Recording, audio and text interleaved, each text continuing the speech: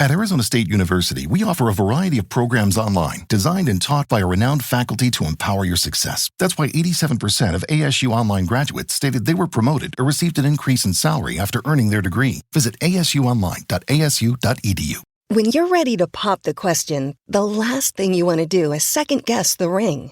At BlueNile.com, you can design a one-of-a-kind ring with the ease and convenience of shopping online. Choose your diamond and setting. When you find the one, you'll get it delivered right to your door. Go to BlueNile.com and use promo code WELCOME to get $50 off your purchase of $500 or more. That's code WELCOME at BlueNile.com for $50 off your purchase. BlueNile.com, code WELCOME. When it comes to teaching kids and teens about money, practice makes perfect. That's where Greenlight comes in.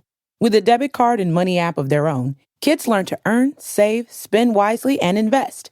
Parents send instant money transfers, create custom chores, and automate allowance, while kids track their spending, set savings goals, and practice money skills they can use today and for life. Get 1 month free when you sign up at greenlight.com/podcast.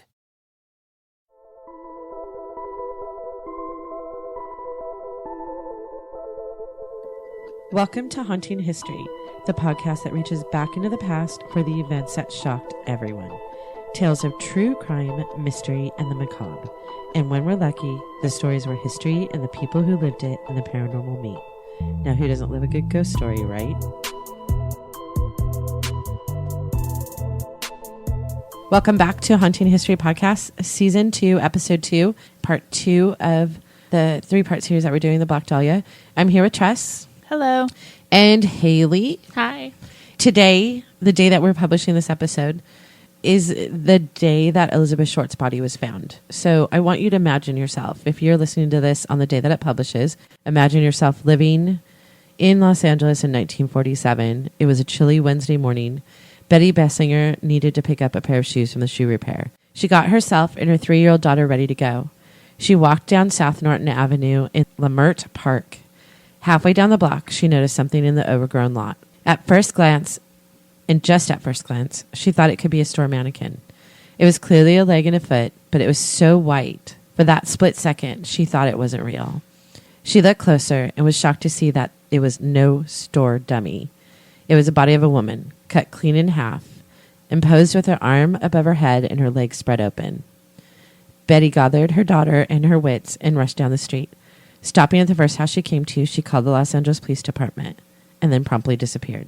The call came in at 10:46 a.m. of a man down.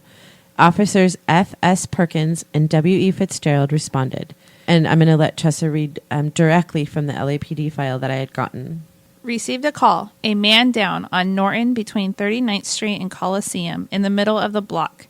West side in vacant lot. Upon arriving, we turned north on 39th Street. Onto Norton, we observed a nude woman's body lying face up approximately 1 foot west of the sidewalk in the vacant lot. Upon seeing the body, we immediately investigated the immediate vicinity for signs of a car or persons. We could find no one on the block. Also, no cars were parked in that block at the time. After our investigation, we notified homicide detail and stood by until their arrival. In the meantime, newspapers started to show up in those days, newspaper reporters, and you can't even imagine it now, but in those days they would listen to the police scanners, and once they heard like news of a murder or robbery or any kind of crime, they would rush to the area because police scanners weren't illegal back then, and the newspapers would pay to have them. They're illegal now? You can't, well, like in our city, you can't listen to the police scanners. It's not like that in every city, but in our city in particular, you can't listen to police scanners anymore. Like you can't be crime tracers or fire chasers. They're encrypted like if you now. technically get caught doing it, like you get in trouble. The Pulse Point app. The Pulse Point app does. Fire? It does. But it has fire, on there? but like you can't listen, like in those days. You can listen to fire. Yes, you can. In our city, you cannot listen to police scanners anymore. In those days, they would either hang out at the front desk where calls would come in via radio. Police reporters would actually hang out in the police station. There were reporters that were assigned to the different jails, to the different police departments, and they would hang around and listen for the calls. And then if it sounded like a good call, like they would go for it. They would go rushing to the scene. My best friend's mom always had a police scanner on her. Like she had a portable one. Why though? I don't know. See, she knew everything about everybody that was going on in our small little town. I would be fascinated. Like There are towns, I'm sure. People She'll go to the listening. bar with her police scanner. Really? See, I bet you there's people that could email us and that their towns, you can listen to police scanners. In our town in particular, they're encrypted, so you can't listen. But back in those days, the newspapers would pay to either have scanners in their offices or they would send reporters to hang out at the police station. Unfortunately, the first photos of the crime scene were not police photos. They were newspaper cameraman photos. Soon the street was full of police and reporters. And now this part is the part that we get into a little bit of detail. When I say a little bit of detail, I mean graphic detail about her death and her body.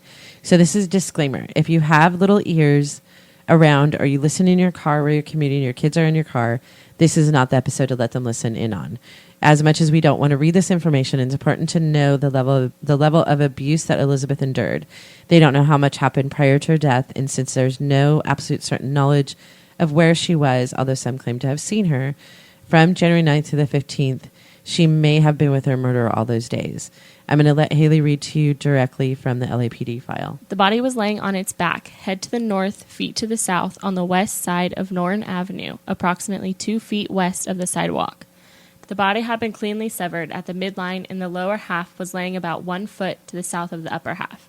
Both parts of the body were laying absolutely flat, with protruding entrails of the lower half lying underneath the buttocks. There was marked post-mortem lividity on the top side of both parts, indicating that the deceased had lain on her front side or face for some period of time immediately following death. The body was comparatively free of blood smears or stains, clearly indicated that it had been washed off sometime after the death.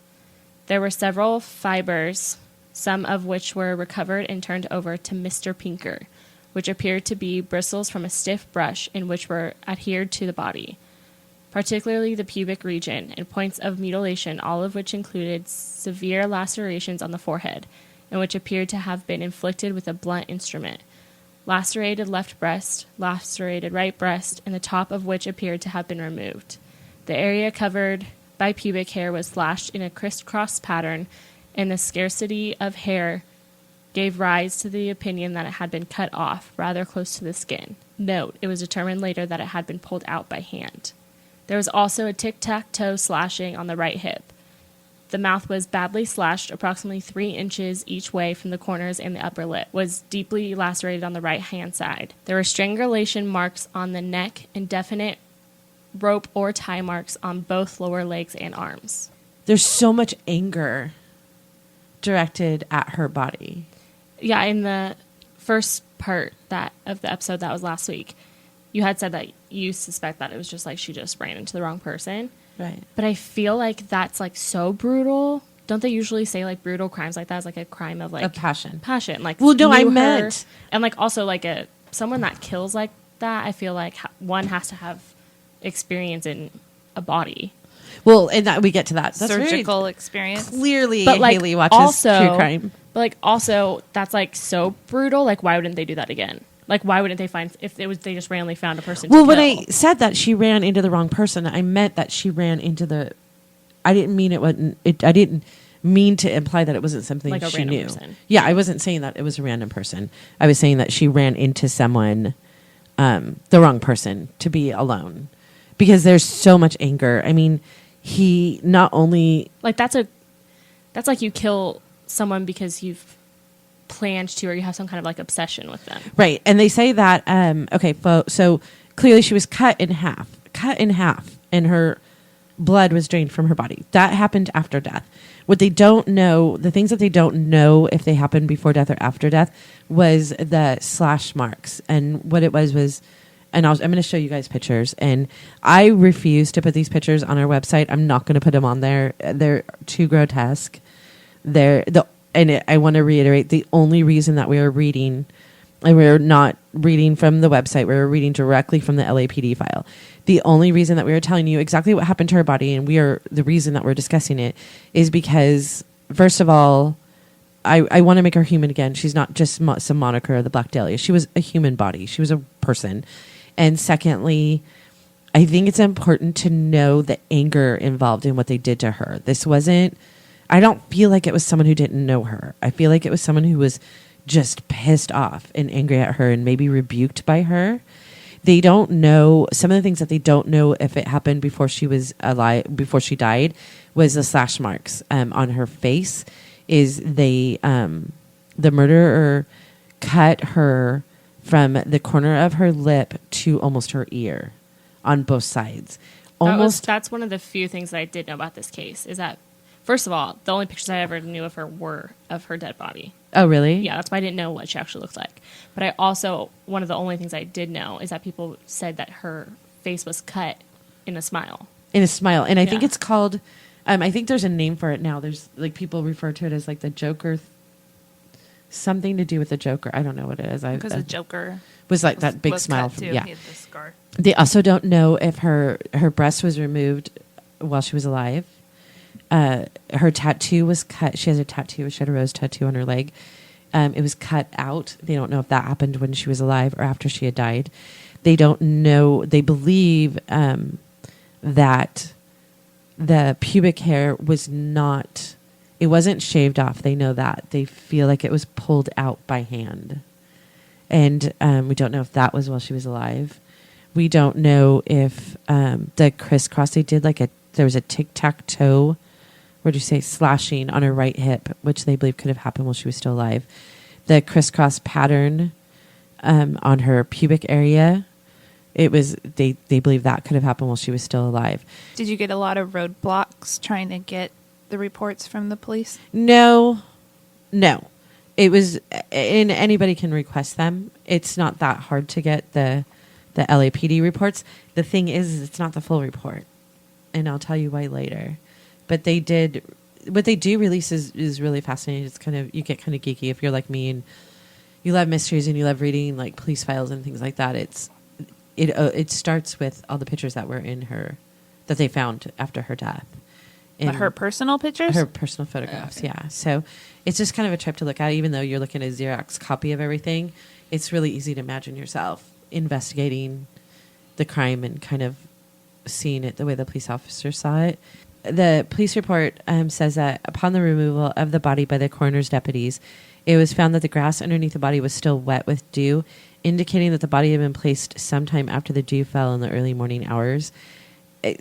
Someone went deeper into that. I guess the dew starts around 2 a.m. So her body had to have been dropped. Are you nodding your head because you know that from something?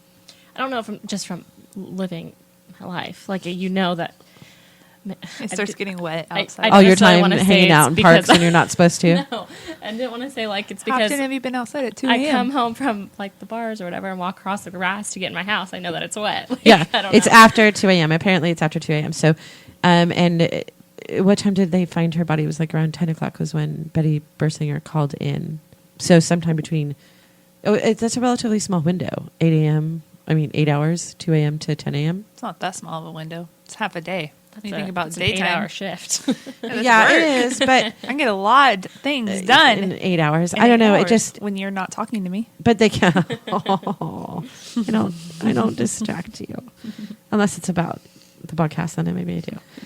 The medical examiner surmised that the extent of bruising spread over a wide area of the body, that she had been severely beaten. Again, they don't know. There was no evidence of a sexual assault because the killer had washed and scrubbed the body clean. And when they say that, there was other reports that I had read that there was a dilation of her anal region. But when they say that there was no evidence of sexual assault because the killer had washed and scrubbed her body clean, they mean there was no evidence. There was no, because the body was scrubbed, and it was scrubbed with gasoline, which becomes important later. The autopsy of Short's body was performed the next day on January 16th, 1947, by Dr. Frederick Newbar, the Los Angeles County coroner. Newbar's autopsy report stated that Short was 5 feet 5 inches tall, weighed 115 pounds. She was skinny and had light blue eyes, brown hair, and badly decayed teeth. There were literature marks on her ankles, wrist, and neck, and an irregular laceration with a superficial tissue loss on her right breast. Newbar also noted superficial lacerations on her right forearm. Wait, like tissue loss? Is that what you said? He cut her breast off. Oh, okay. I wasn't sure. If Just that's what one you of said. them. Yeah. This is their literature. Let's see. On her right breast. The one of her breasts were cut off. And I wanted to show you guys a picture. You said you'd seen the pictures. I haven't seen, besides her face, I haven't seen any autopsy. Oh my God. And again, I'm not putting this on our website. I refuse to put this on our website. What I will do though is link the pictures. You can go look for them yourself. It's really not difficult. I'll put a link on the website episode page. But really all you have to do is Google Elizabeth Short or the Black Dahlia murder scene, crime scene photos, and they will pop up. There's actual... These are not actual police photos. These are from... A lot of them are from the first ones. I don't know which ones are the first ones. Did they publish these pictures in the newspaper? No. Okay. No, but they would publish...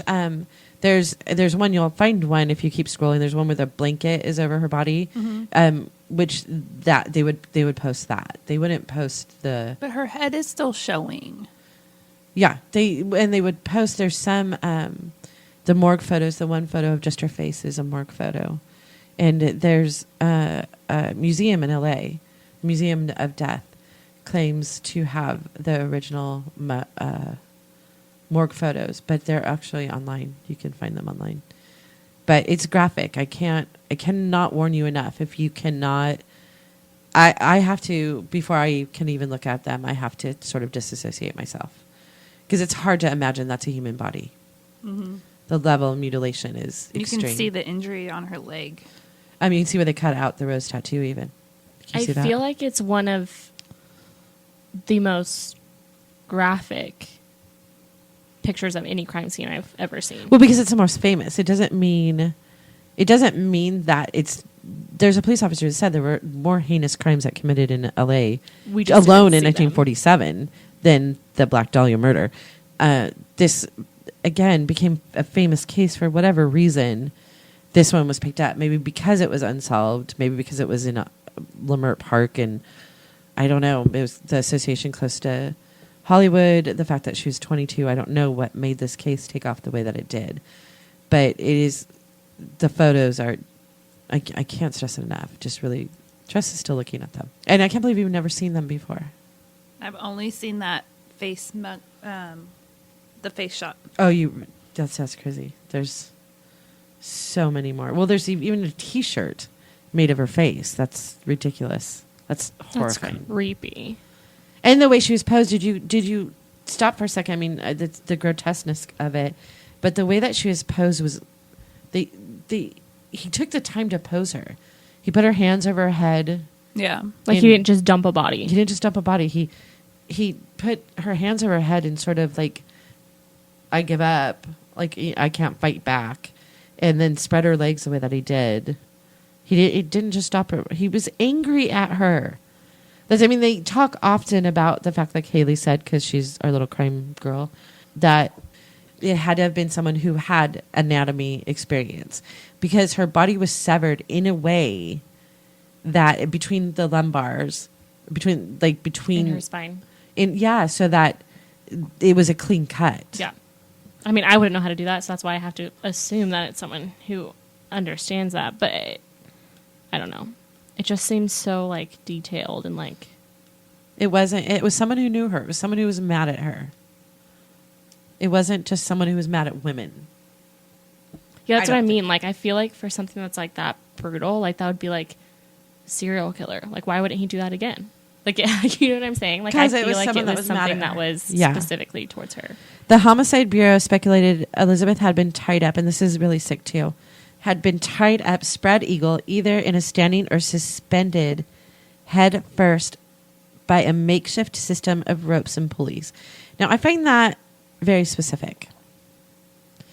Why did the police department, like the Homicide Bureau, I'm going to read that again, believe that Elizabeth had been tied up, spread-eagled, either in a standing or suspended, head first, by a makeshift system of ropes and pulleys? There had to have been marks on her body and blood. That's so specific, though. You could have just been tied to a bed.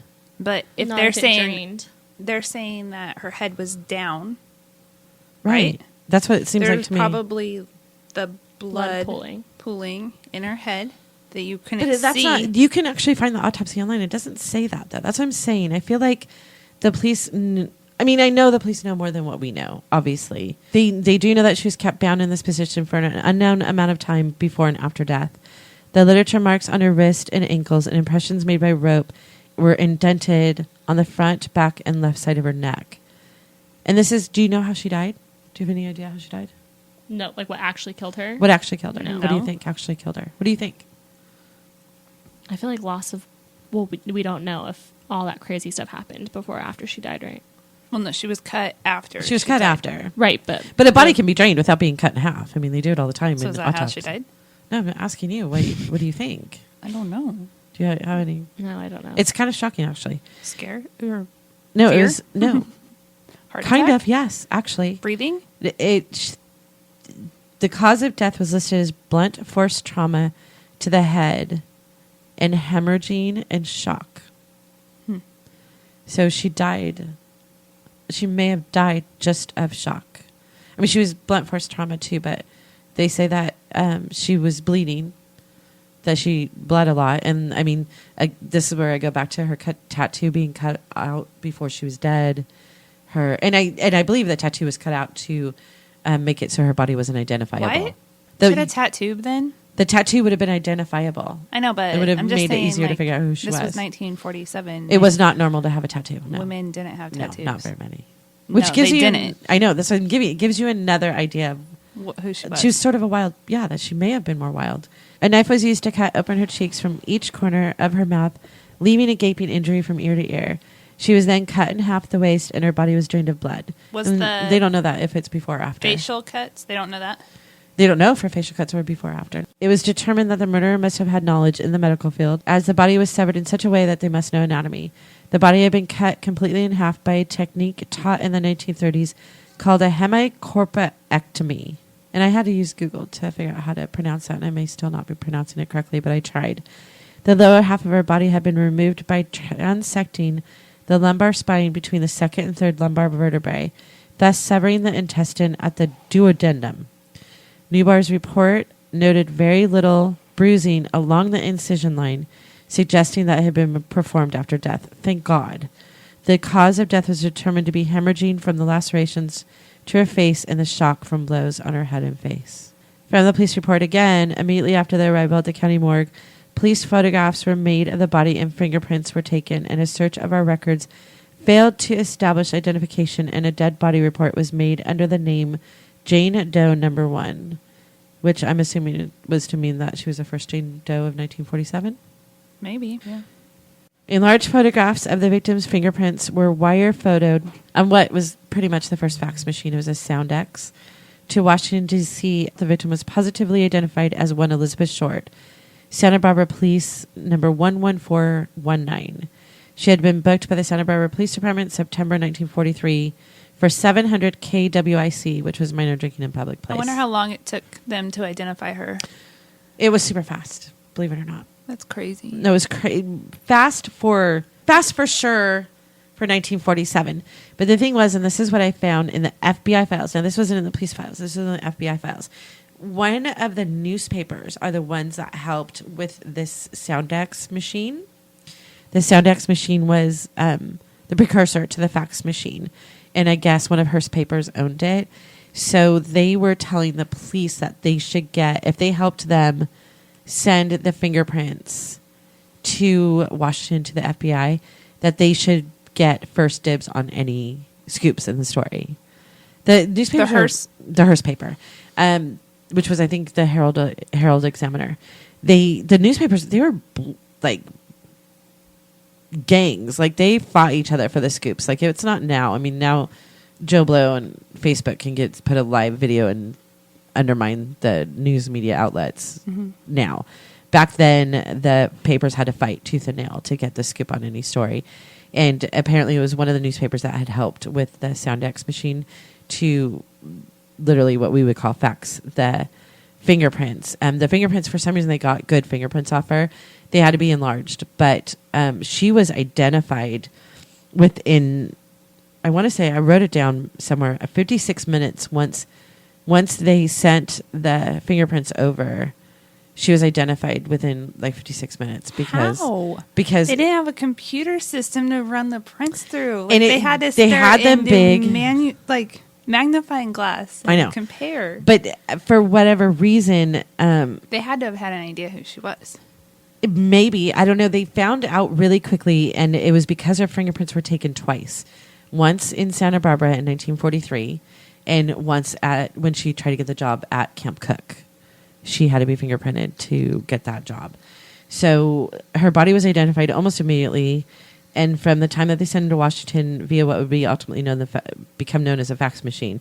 But it wasn't released to the public for a day and a half. The police report says that Mrs. Phoebe Short, Elizabeth's mother, now this is what the police report says, but I found out different. The police report says that Mrs. Phoebe Short, Elizabeth's mother, was contacted by the Medford police and advised of her daughter's death. Now, this is actually a typed, written page by one of the detectives, and I got his name. I'll have his name later on, and I'll tell you who he is. H.L. Hansen is the one who typed this report. He just very matter-of-factly states that Phoebe Short, Elizabeth's mother, was contacted by the Medford police and advised of her daughter's death. She communicated with the department and advised that she was leaving immediately for Los Angeles. Once she had been identified, the search for the next of kin. Now, this is what really happened. Now, I told you how the Hearst newspapers were trying to convince the LAPD that they should have the scoop on the story because they helped find the fingerprints. Because Hearst are evil. This is horrifying. This is what the newspapers did. A newspaper man was the first to contact Elizabeth's mother, Phoebe. Under orders from his boss, the reporter, his name was Wayne Sutton, called Phoebe up. He lied to her and told her that he was calling to tell her that her daughter had won a beauty contest. And the reason that he did that is that he knew that if he would have called her and said, hey, your daughter's dead, she would lose her mind and not be able to communicate. Because he told her that he was calling to tell her that her daughter won a beauty contest, she was excited. She told him all kinds of stories about Elizabeth that probably wouldn't have come out later. She gave him all kinds of scoops on the story, on her life back in Medford. I mean, who knows if they were true or not? I mean, she might have been just so excited that, I mean, she wasn't going to say anything bad about her daughter anyways, but he pumped her for any information she was willing to give. Once he got all the information he could, he broke it to her that he had actually been calling to tell her that her daughter had been murdered.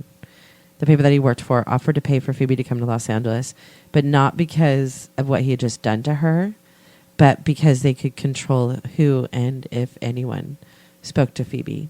They kind of did it to like keep her under the wraps. Their control. Yeah. And so I'm going back to the police report saying that Mrs. Phoebe Short was contacted by the Medford Police Department. When he told Phoebe that her daughter was murdered, she lost her shit like any mother would and didn't believe him anymore. She thought the whole phone call was a prank. Attention all insurance agents with a current life or medical insurance license. SelectQuote has immediate openings for licensed insurance agents looking to build a rewarding career. And you can even work from the comfort of your home. Our average employee makes $75,000 and our top performers make well over $150,000 per year. Yes, I said $150,000. Insurance professionals, are you sick of looking and paying for leads? Would you like to have more than one product or carrier solution to offer? Do you wish that your entrepreneurial spirit and hard work was rewarded? If you answered yes and you feel you have what it takes, SelectQuote is looking for you. With a fun and fast work environment, multiple products, pre-qualified leads, and great training, this is an opportunity you do not want to miss. Apply online at selectquote.com/careers or call 800-896-9009 to learn more. SelectQuote is hiring right now. Don't miss out. Call 800-896-9009 or visit selectquote.com/careers. Call 800-896-9009. 800-896-9009. Didn't believe that her daughter was murdered. So they had to contact the Medford police to go to her door and knock on her door and tell her that her daughter was dead. Wow. How effed up is that? Yeah, that's super messed up. That's poor mom. In the police file, again, written by Detective H.L. Hansen, through an anonymous telephone, because this is where it gets really sad again. Anonymous phone call, the victim's father, Cleo Short, was located and interviewed by Sergeant Hansen, or Detective Hansen, at 1020 South Kingsley Drive, apartment 301. He stated, in effect, that the victim, Elizabeth Short, had left Medford, Massachusetts sometime during the latter part of 1942, which we already knew, after he had sent her $200, which we already knew, and came out to Vallejo, California, where he was working in the Navy Yards. He was agreed between the two of them that she would cook his meals and keep house for him, but that because of her habit of running around and keeping late hours, he told her to leave after about 3 weeks. He stated he had not seen her or heard from her since that time. He was very intoxicated at the time of the interview and belligerent as well. He said he did not care if she was murdered and that he wanted nothing to do with the case. As a matter of fact, he even refused to appear at the coroner's office and identify the body. Wow, father of the freaking century. And this is written by a hardened detective. And he says, he types out this report like he had to write it. Mm-hmm. He said he did not care if she was murdered and he wanted nothing to do with the case.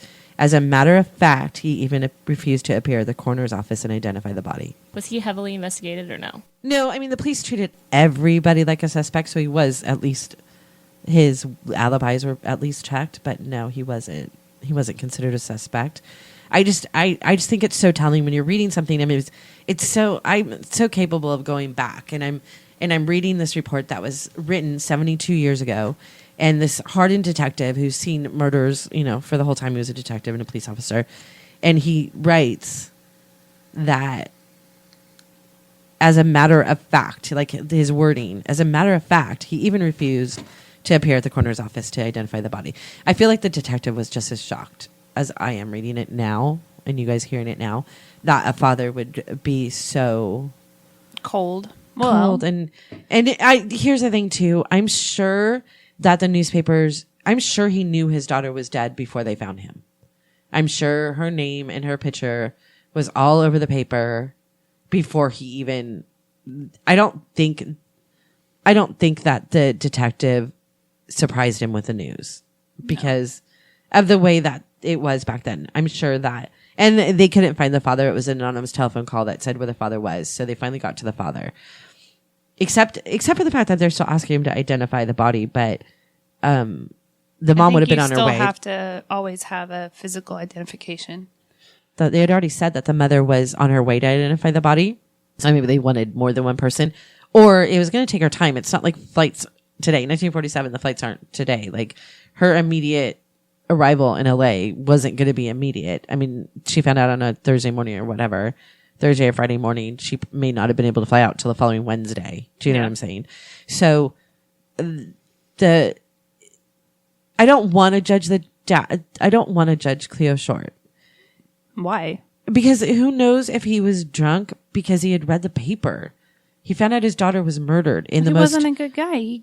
Was he not a good guy? He faked his death. I mean, suicide. clearly he was an He asshole. left his That's true. children. He did. You're right. He did. But he also sent her $200 to do what she wanted with. I mean, I don't know. And he did ask Phoebe to take him back. I don't know. I don't know.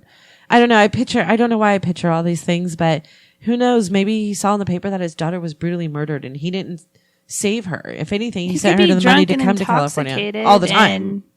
But he shouldn't. Him saying that he doesn't care if she was He murdered. did say he didn't care if she was shows murdered. that he was just a big fat douche. Well, the weird thing is, I mean, he says that he doesn't want to. He wants nothing to do with the case. And earlier, when I had said that Betty Bersinger called the police to notify them of the body in the vacant lot, she left. and she promptly disappeared. It took them a week to find her. They didn't know who called in, and it took them a week to find who had called in.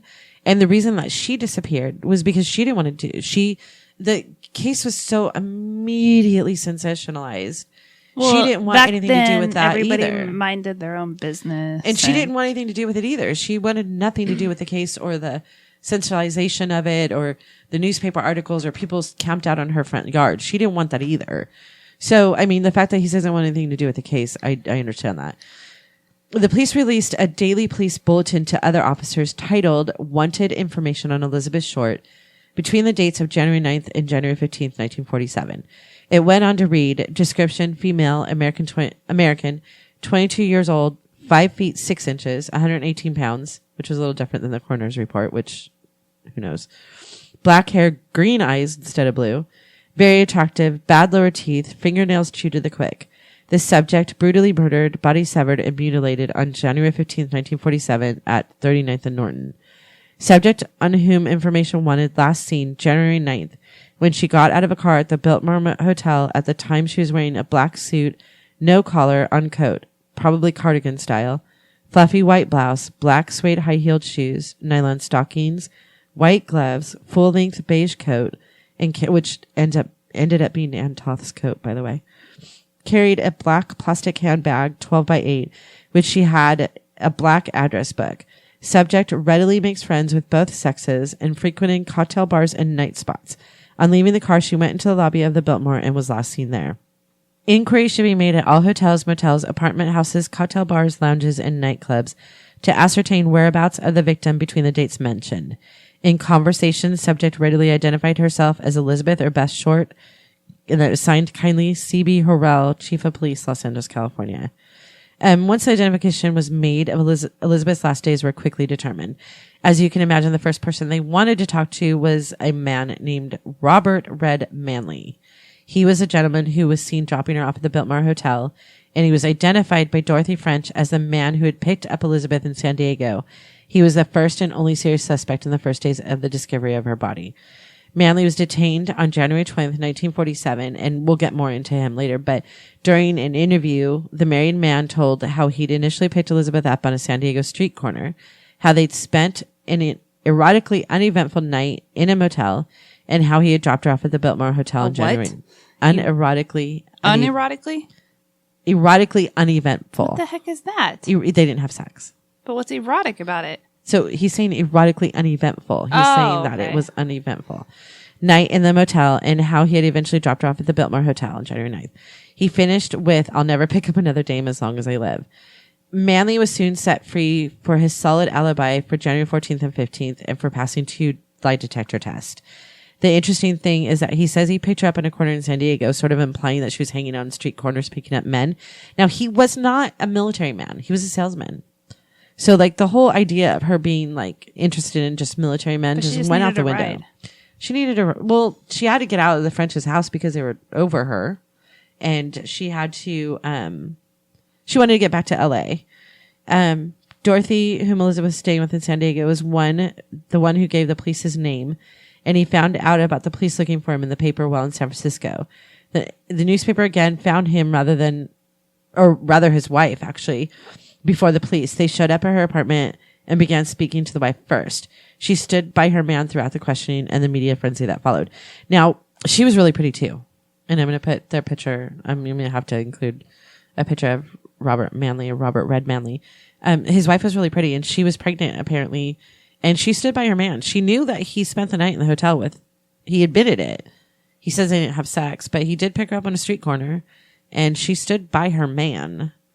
Okay, you know how we were talking about earlier how you went to school with Ethan? Yes. And that he was related. Now, this is the thing that trips me out. The first suspect in the case was this Robert Red Manley, and we don't talk about him again. Our next episode is going to be on suspects. And we don't talk about Red Manley again because he was set free he had a solid alibi. He was not in LA. He was in San Francisco. He was with multiple people, and he passed 2 lie detector tests. And quite frankly, the police just didn't hold him. It wasn't in him to do what happened to Elizabeth. This is the trippy thing about Manley, and it's not like the connection that Ethan had to you going to school with. But Manley had previously been discharged from the Army for a mental disability. He had suffered from a nervous breakdowns and had supposedly had been struggling with auditory hallucinations where he was hearing voices, which is it could be anything really. His wife eventually had him committed to Patton State Hospital in 1954, where he died in 1986 from an accidental fall. And this is what trips me out, is that I did not know that, first of all, Patton State Hospital is 15 miles from us. Yeah. I did not know that Patton State Hospital existed until just a couple months before we started talking about doing this story. And I know it's not the serendipity of like Ethan going to school with you or anything, but when I read that, I was like, the first suspect in the case was committed and died at a place 15 miles from our house. Yeah. And it's a place that I had just learned about because of work, because I had actually gone to Patton State Hospital for a work assignment, and I was so tripped out by the place because it's so old and it looks incredibly haunted, and you're not allowed to take pictures there, which I did not take pictures. You're not allowed to take pictures there. And it's creepy as hell. And it just kind of tripped me out that I just, like, the little serendipity, like, little things that have happened while doing all this research on this case is, like, the connections to home, like, even to you, that Patton State Hospital is just a place very recently that I became fascinated with and did research on because I had been there. And then I found out the first suspect in the case was sent there. I don't know. And he died there. It's not the same thing as Ethan, but I mean, what were you going to say about Ed Manley? Since we're not going to talk about him in the next episode. No, we're not going to talk about him in the next episode. So, in the Childhood Shadows book, they talk about him, and he was only 24 at the time. He was young. He just had a newborn baby at the time of the murder. And then his behavior after the murder, he was periodically confinement to mental hospitals. In the 1970s, he threatened an individual with an axe when the individual asked how suspect was connected to the murder. Suspect diagnosed as a paranoid schizophrenic in 1954. It haunted him for the rest of his life. Like, you can even see in the pictures of Red Manley, and I'll put those on our website. He is completely haunted by the fact that he was the last person to see Elizabeth alive. And I don't know why. I mean, maybe he was in love with her. Maybe he did really like her, or maybe it's just, I mean, we can't comprehend the level of publicity of this case, the frenzy that was, he was arrested. He was put through lie detectors test. His background was researched. He was put on trial. He had to appear at the inquest. So, like, he clearly wasn't mentally strong enough to handle all that. First highly publicized case in the United States? I don't know. I don't know what the first really big case was. I mean, I guess probably the murder of William Desmond Taylor was before this.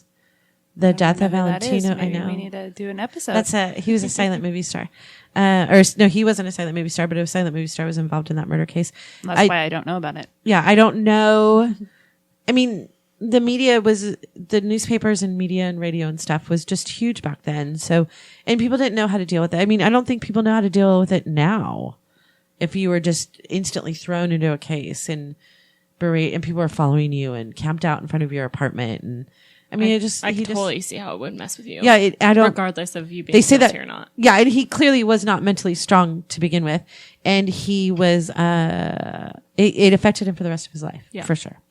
We're going to get back to the story now. On January 16th, 1947, witnesses Ann Toth and Mark Hansen appeared voluntarily at the Homicide Division's office and volunteered information as to when they first met and last saw Elizabeth Short.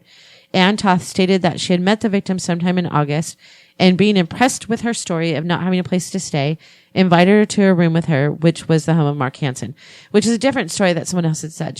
Someone else had said that Marjorie, her friend from Boston, and her had met the musician who took him to Mark Hansen's. So who knows which story is true. She stayed approximately 3 weeks and left, returning later for a period of 2 or 3 days and left for San Diego. At the time of the report, both Ann and Mark Hansen were being investigated further. In checking numerous names and addresses which were found in an address book, which had been mailed, among other things, to the LA Examiner, and I'm going to get into that later. They interviewed Rodolfo Walther, now this is all from the police report. They interviewed Rodolfo Walther, who stated that he had been referred to Elizabeth Short by Murray Lerner, that he had called her 3 or 4 times over a period of a week, attempting to make an appointment, but without success. Okay, now the police wrote this like paragraph form, but it felt like they were trying to make a point of how many men she had contact with. The report went on to say that they interviewed Murray Lerner, who stated that he had met Short at the home of Mark Hansen, had only seen her once, and had suggested in a telephone conversation to Mr. Wilder that there was a nice-looking girl staying at the Hansens' house, and that he should call her up. He claimed that he had only seen her once in his life. Upon checking Michael Anthony Otoro, whose name is found in the victim's address book, they were informed that he had met her on Hollywood Boulevard and had taken her to dinner 3 or 4 times and driven her home. He stated that she had borrowed $5 from him on 2 different occasions and never repaid it. He said the last time he saw her was in Hollywood and Vine, sometimes during the first part of December. They also interviewed Maurice Clement, whose name appeared in her address book, who stated that he had met her about December 1st in Brittingham's restaurant on Sunset Boulevard, at which time she was broke and he paid for her dinner check. He stated that he saw her possibly 5 or 6 times between the 1st and the 8th of December. From notes and photographs found in the victim's personal belongings, we learned that she was associated with one Marjorie Graham and Gordon Feckling. So that's the police report of them investigating people. They're from investigating her all the address people from her address book, yeah. Didn't they say when she was last seen, she had her address book with her? It was in her person. I'm going to get to how they got that. It kind of gets a little bit out of order here. And the reason why is because I wanted you to understand the police probably did not have a high opinion of her. They wrote about, like, it's literally one man after another. So they had their opinions of her, and I couldn't fit this anywhere else, and that's why I kind of went through it, but I wanted to make a point that the police report, the man typing the report, was saying how they interviewed this man, and all of them said the same thing. Took her out to dinner, lent her money, dropped her back off, picked her up on the corner. Like, a lot of them are saying that they picked her up on the corner. And so I wanted to make a point. The police had their opinion of who Elizabeth Short was. By what they were seeing. By what they were during the investigation. On January 21st, 1947, a person claiming to be the killer placed a phone call to the office of James Richardson, the editor of the Los Angeles Examiner, congratulating Richardson on the newspaper's coverage of the case, and stated that he planned on eventually turning himself in, but not before allowing the police to pursue him further. Additionally, the caller told Richardson to expect some souvenirs of Beth Short in the mail. Now, he referred to her as Beth. And this was an anonymous caller. Yeah, that's weird. I wrote that, and that just hit me. That's why I keep saying it's someone who knew her. Or it was just someone who was pranking. I don't know. Just to, like, be involved. Like, people do that now. Like, just have some involvement, and I'm using air quotes. They, like, make things up. But he really did send it. So on January 22nd, 1947, an inquest was held, at which time Mrs. Phoebe Short testified to the identification of the victim. Lieutenant Haskins testified to finding the body. Robert Red Manley testified to bringing the victim from San Diego to Los Angeles and leaving her at the Biltmore Hotel approximately 6:30 p.m. on 1/9/1947. H.L. Hansen testified to the progress of the investigation, and Dr. Neubauer, the coroner, testified to the cause of death. The coroner's jury's verdict was that of homicide by an unknown person, or persons recommending every effort to be made to apprehend the perpetrators. As of this date, February 5th, 1947, we have received hundreds of telephone calls and letters offering information and possible solutions, all of which are being checked as they are received. A complete file of this information is being maintained and will be available for future reference. Little did they know, for my future reference 72 years later. At the time of this report, there is no definite suspect, signed H.L. Hansen. An anonymous tip was then received by the Herald Express, saying that Elizabeth had kept photo albums of herself and her friends in a trunk. The trunk had gone missing during shipment from Chicago to Los Angeles. However, the Herald Express was determined to relocate it.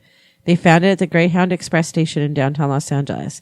They would finally be able to illustrate Elizabeth Short's story with photos of herself and her friends and her lovers.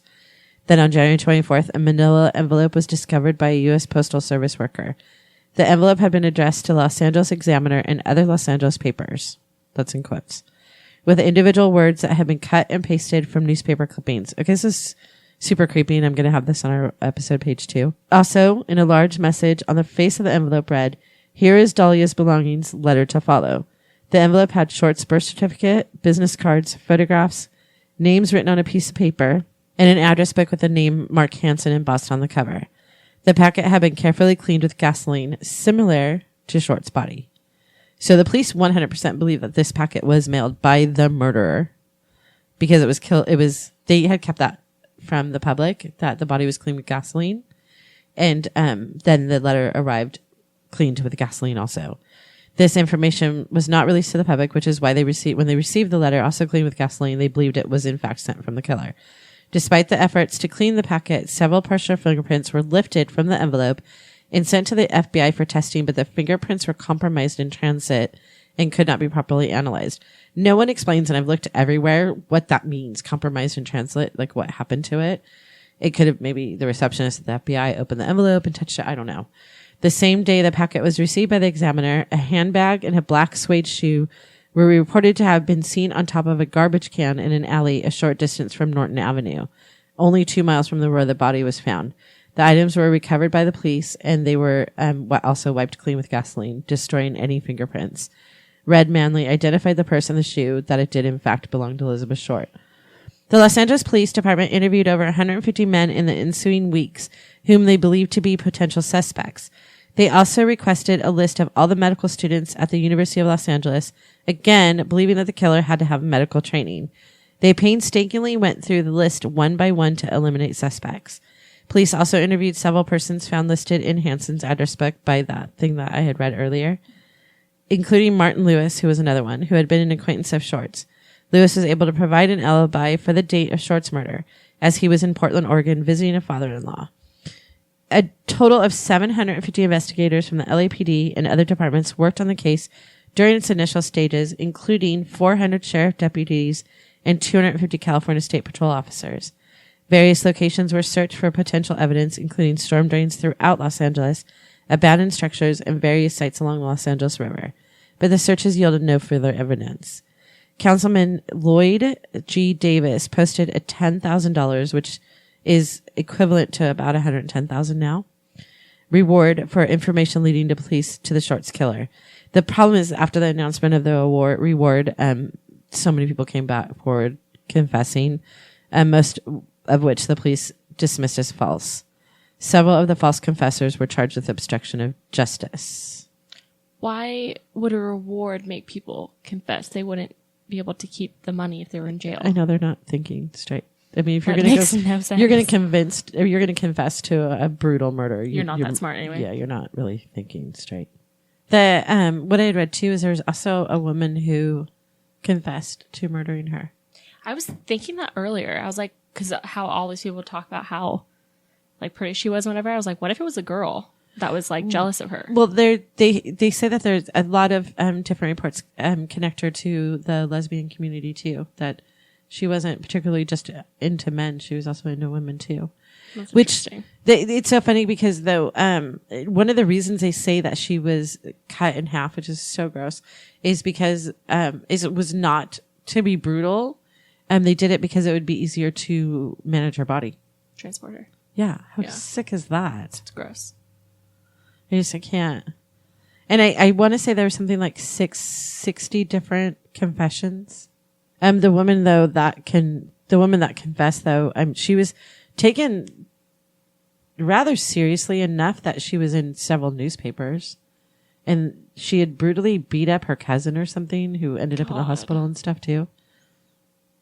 No, I know. It's so weird. We live in such a bubble that you start reading this and you have to sort of, again, and I do this all the time, disassociate yourself to not realize that it's a real person or that it's a real body that you're looking at the pictures for. And then you like come across stories like that, like this woman who claims that she murdered her and like she really did beat up her. Like, people live lives that we don't understand. The police records of the Black Dahlia case are available online if you request them. The file contains the pictures found in Elizabeth's trunk and many of the hand-typed reports made by the original detectives. Unfortunately, a large portion of the file is withheld. I received an email that read in part, the complete set of records, 56 pages in total, are attached. This set of records are the only public records available for this case. The remainder of the case files remain investigatory, are exempt from public record. An email I sent to the captain of the Los Angeles Police Department, head of Robbery and Homicide Division, William Hayes, received this response to my question. Is there currently a detective assigned to the Black Dahlia murder case? He wrote back, yes, that is correct. The Black Dahlia case is considered a cold case with an open investigation. Thank you for listening to this episode of Haunting History Podcast. We love hearing from you, so please be sure to like, follow, and comment on Facebook, Instagram, and Twitter at Haunting History Podcast. And don't forget to subscribe, rate, and review wherever you listen to all your favorites. Also, you can join our Patreon site for exclusive content, upcoming contests, and information only available to our Patreon members. Visit our website at huntinghistorypodcast.com for more information on each episode and links to our Patreon page and all the social media platforms. Until next time, I'm Kat, and remember, the living are far scarier than any ghost.